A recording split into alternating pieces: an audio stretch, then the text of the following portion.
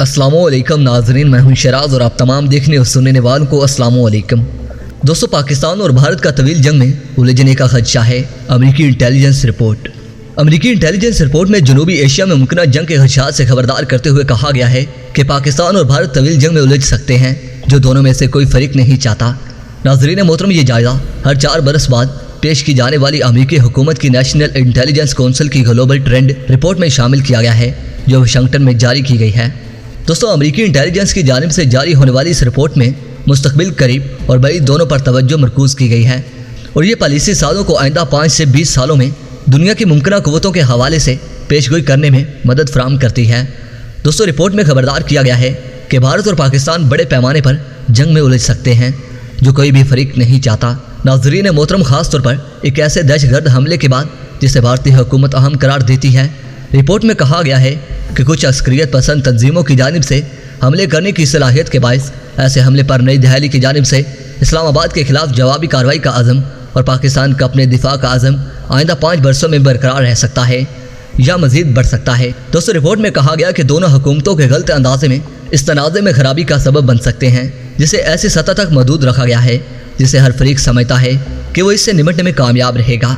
नाज़रीन मोहतरम, इस रिपोर्ट में वाशिंगटन में मौजूद पॉलिसी साज़ों को खबरदार किया गया कि मुकम्मल जंग ऐसा नुकसान पहुंचा सकती है जिसके मुआशी और सियासी असरात बरसों तक मुरतब होंगे।